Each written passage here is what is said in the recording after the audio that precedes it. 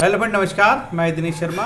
आज आपको भावों के कारक ग्रह मतलब भावों के स्थायी कारक समझाना है। कारक ही ग्रह नहीं, ये भावों के स्थायी कारक है। मतलब ये भाव के फल वह ग्रह देगा, इसको बोलते हैं स्थायी कारकत्व। तो स्थायी कारकत्व है ये भावों के। इसमें स्थायित्व, स्थायी शब्द जोड़ना बहुत ज़रूरी है, नहीं तो ये मज़ा नहीं आ जाएगा। इसको भावों के स्थायी कारकत्व है। कारकत्व तो भाव स्थायी, मतलब कोई भी, जैसे सूर्य 9वें स्थान का मालिक है, ठीक है, तो भावों के स्थायी कारकत्व के विषय में जानेंगे, ठीक है। तो ये मेरा नंबर है। कोई भी सज्जन यदि मुझसे कांटेक्ट करना चाहते हैं कुंडली विश्लेषण के लिए तो मुझसे संपर्क कर सकते हो, ठीक है। और इसके बाद ये मेरा ईमेल एड्रेस है, ठीक है। इस पर आप जब चाहे मुझसे संपर्क कर सकते हो और बहुत नॉमिनल फ़ी है मेरी, ठीक है। तो इस पर आप संपर्क कर सकते हो। अब मेन जो टॉपिक है मैं उस पर आ रहा हूँ। बिल्कुल समय बर्बाद नहीं करता आपका। ये जो लग कुंडली है ये काल पुरुष की कुंडली है, ठीक है। ज्योतिष चलती काल पुरुष की कुंडली से, ठीक है। अब ये मैंने पूरी दुकान यहाँ पे सजा रखी है आपको समझाने के लिए। ज्योतिष में एक सिद्धांत होता है भावों के स्थायी कारकत्व। तो ये भावों के स्थायी कारकत्व मैं आपको समझाना चाहता हूँ। ये लग्न है, शरीर है, यहाँ से सारा हमारा शरीर का देखा जाता, पूरा व्यक्तित्व, हमारी डेवलपमेंट, हर चीज़ लग्न से जुड़ी है। बिना लग्न के क्या होगा? यदि मेरी चोरी होगी तो मेरी स्वयं की होगी, बीमारी होगी तो मुझे होगी, प्रसिद्धि मिलेगी तो मुझे मिलेगी, मैं सब मैं हूँ, ठीक है। ये लग्न है और इसका स्थायी कारकत्व है सूर्य का, ठीक है। अब सूर्य कहाँ कहाँ का कारकत्व रखता है? पहले भाव का कारकत्व रखता है, इसके बाद देखिए 10वें भाव का कारकत्व रखता है और 9वें भाव का कारकत्व रखता है। तो यदि किसी जातक की कुंडली में सूर्य अच्छा है तो इन तीनों कारक भावों के बल बढ़ जाते हैं, यहाँ के कारकत्व के भावों के प्रभाव बढ़ जाते हैं, शुभ फल बढ़ जाते हैं। और यदि सूर्य यदि आपकी कुंडली में कमज़ोर है या शत्रु राशि में बैठा है या 6, 8, 12वें भाव में बैठा है या नीच राशि का है, तो मान के चलो इन भावों के फल कम हो जाते हैं, ठीक है। किसके? लग्न के, 10वें भाव के और 9वें भाव के। तो ये सिद्धांत है। अब चलते हैं दूसरे भाव। दूसरे भाव के कारकत्व तो गुरु के पास है, ठीक है। तो गुरु महाराज के पास दूसरे भाव के कारक है। तो दूसरा भाव क्या है? कुटुंब है, स्थायी धन है, धन की प्राप्ति है, वाणी है, और भी ऐसे आँखों का भी है दूसरा स्थान। बहुत सारे कारक होते हैं, एट ए ग्लांस या एकदम से जुबान पे आते हैं ना, इतने कारक रटना पड़ता था, है ना। जो मोन मुख्य बता देता है एस्ट्रोलॉजर। कुटुंब है, वाणी है, धन है, आँख है ना, जिह्वा है, ठीक है। तो यदि गुरु महाराज कहीं नीच के होते हैं या कहीं उच्च के होते हैं तो किन किन भावों को प्रभावित करते हैं? गुरु महाराज कितनी ताकत है। गुरु महाराज धन स्थान के कारकत्व रखते हैं। गुरु महाराज पंचम स्थान के कारकत्व, संतान, वाणी, बुद्धि, शेयर मार्केट, ठीक है, और विभिन्न कला, गीत संगीत, बुद्धि, ललित कला, ढेर सारी चीज़ें यहाँ से है।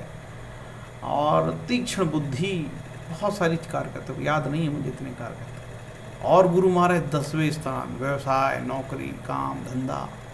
और गुरु महाराज 9वें स्थान, धर्म स्थान के कारकत्व, पिता का कारकत्व। और समस्त प्रकार की प्राप्तियाँ 11वें स्थान यहाँ के रखते हैं गुरु महाराज। यदि किसी जातक की कुंडली में गुरु महाराज अच्छे हैं या शुभ राशि में बैठे हैं, मित्र राशि में बैठे हैं, केंद्र में बैठे हैं, त्रिकोण में बैठे हैं, शुभ ग्रह से दृष्ट हैं, बहुत भला होगा, बहुत अच्छा होगा। किन किन भावों का भला होगा? धन भाव का, पंचम भाव का, 10वें भाव का, 9वें भाव का और 11वें भाव के कारकत्व में वृद्धि होगी, सीधे सीधे फायदा मिलेगा। और यदि गुरु महाराज नीच के हो गए तो ये दूसरे, 5वें, 10वें, 9वें, 11वें भाव की हानि होगी, ठीक है। अब चलते हैं मंगल। तो मंगल के पास भाई, छोटे भाई क्या है? पराक्रम, साहस, यहाँ का कारकत्व है और ये 6ठे स्थान का भी कारकत्व है, ठीक है। तो यदि मंगल अच्छी स्थिति में है तो इन दो भावों के, तीसरे स्थान के कारकत्व में वृद्धि हो जाएगी। और यदि मंगल खराब है, मंगल महाराज, तब बुरे हैं, शत्रु राशि में हैं, नीच राशि में स्वयं है, तो हो सकता है कि इन भावों के फलों में कमी आ जाए। ठीक है, तीसरे और छठे भाव में। अब चलते चौथे भाव में। चौथे भाव के कारक चंद्रमा से देखते हैं, चंद्रमा से माँ को भी देखते हैं। ठीक है, चंद्रमा माँ का कारक है और ये बुध। यदि बुध और चंद्र आपके अच्छे हैं तो चौथे भाव के कारकत्व में वृद्धि हो जाएगी, क्योंकि बुध और दूसरे भाव का भी कारकत्व रखते हैं 10 के, तो 10वें भाव की में भी वृद्धि हो जाएगी। यदि बुध खराब है तो इन दो भावों का, यहाँ का और यहाँ का नुकसान हो जाएगा। भावों का, भाव में जो फल में देने में कमी हो जाएगी। चंद्रमा केवल चौथे भाव के कारकत्व ही रखते हैं। ठीक है, तो चंद्रमा का पीड़ित होने से सुख में कमी हो सकती है। चौथे भाव के अनेकों कारकत्व हैं, उनमें कमी हो सकती है। ठीक, गुरु का तो मैंने बता दिया।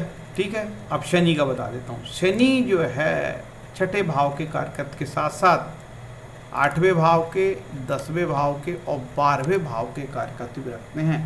यदि शनि महाराज केंद्र में हैं, शुभ राशि में हैं, शुभ ग्रह से दृष्ट हैं, उच्च के हैं, तो छठे, 8वें, 10वें और 12वें भाव के कारकत्वों में वृद्धि हो जाएगी। ठीक है, अब चलते हैं 7वें भाव में।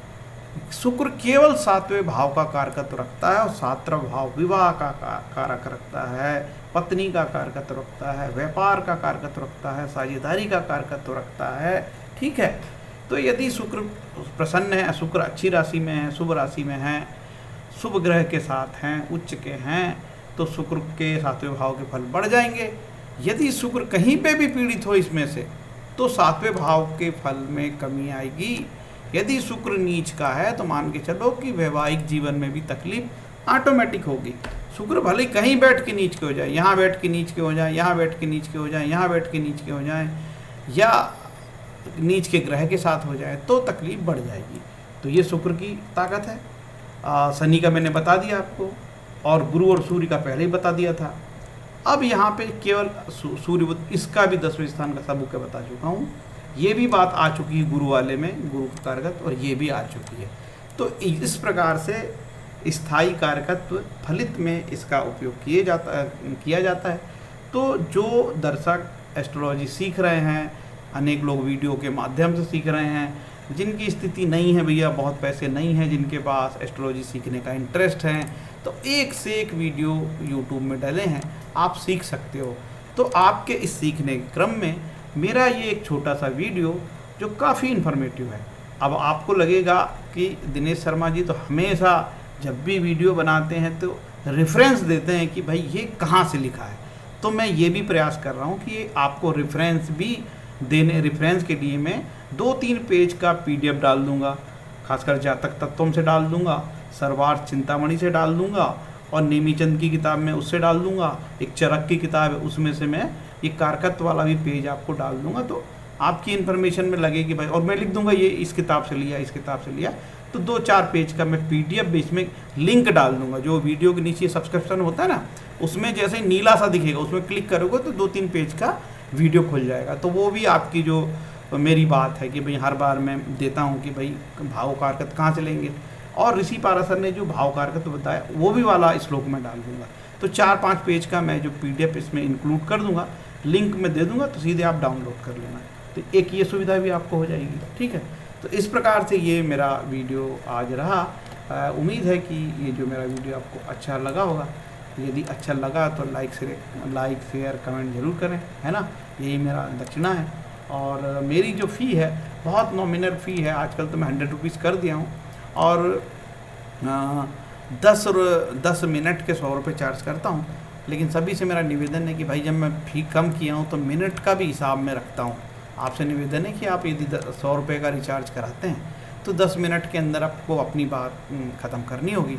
अदरवाइज़ मेरी मजबूरी होगी कि आपको कहना पड़ेगा, टोकना पड़ेगा कि भैया आप यदि 100 रुपये का रिचार्ज कराए हो तो दोबारा और रिचार्ज ले लो, आपको लंबी बात करनी है, जिससे कि मेरा भी भला होगा, आपका भी भला होगा, है ना।